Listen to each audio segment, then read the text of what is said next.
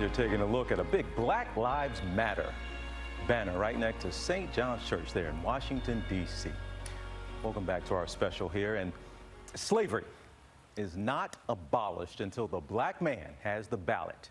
Those words were spoken by Frederick Douglass back in 1865 at the end of the Civil War. And now here we are in 2020, heading towards another presidential election, arguably one of the most pivotal in generations. And as we've already seen in the primary season, the right of the black man and woman to vote is still not a guarantee.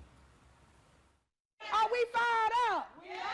Activist Latasha Brown has dedicated her career to the notion that all black voters matter. We're on the ground doing the work, really excited about getting people out to vote. Voters in the Atlanta area endured hours of lines. But just last week in the Georgia primary elections, Brown was appalled by what she saw. We're going to waiting times of 3 to 6 hours. African-American voters enduring endless lines and overwhelmed poll workers.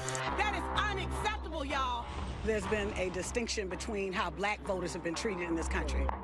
In many ways, our contemporary moment has been the perfect storm in demonstrating some of the historic problems that have plagued black voting rights during the history of our nation. This year marks the 150th anniversary of the ratification of the 15th Amendment, which states the right to vote shall not be denied on account of race. The 15th Amendment is greeted with enthusiasm across the United States by African Americans because they recognize how important this moment is. That joy was short-lived. Jim Crow laws were passed in the South to keep blacks from the ballot box. You'll have the poll tax. There'll be the literacy test. There was always the threat of violence and intimidation at the polls. These efforts to prevent African Americans from voting were ultimately very successful. But then in the 1960s, a defiant generation fought back peacefully, marching for their voting rights, only to be met with billy clubs and tear gas. This country was worth living for, fighting for, and dying for. For civil rights icon Andrew Young, the violence endured on the historic Selma to Montgomery marches was worth it for their big prize, passage of the landmark Voting Rights Act of 1965.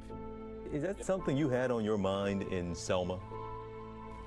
We were willing to die because we knew this country needed a Voting Rights Act to empower each and every citizen so that the will of the people could become the reality of our nation. But new generations of black voters say those hard-earned rights have been eroded by efforts to suppress their vote.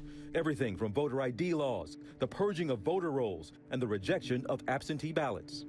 There's a constant attack on the civil rights of black voters in this country.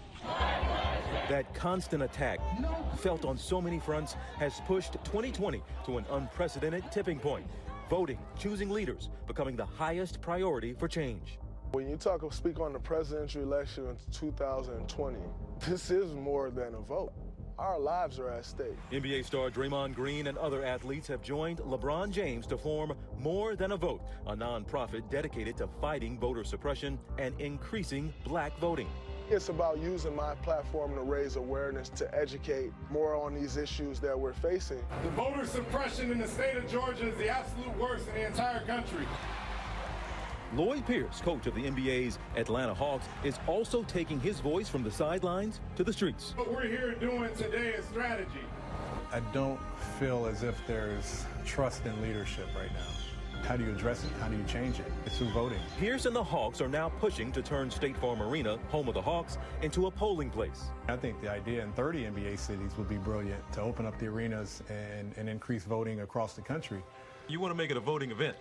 If that's what it takes. It's time for us to hold our elected officials accountable. I think it's important for us to show them that if you're tired of the system the way it is, it's important for us to go into that system and change it. Georgia voting rights activist Mary Pat Hector is trying to make today's protest movement mean something more on Election Day in November. Our goal as an organization is to get as many first-time voters registered into the polls as possible. Are you excited about the November 4th election? Extremely. I'm ready for change. I want this to be more than a moment, but a movement. I am sitting here as the hope and the dream of a slave. Yet here I stand, and that's because there were people who had belief and they had a vision. All the problems they had down there in Georgia, folks still turned out for the election there. That has to give you some hope. I put my hope in them, and the election is just one phase of it.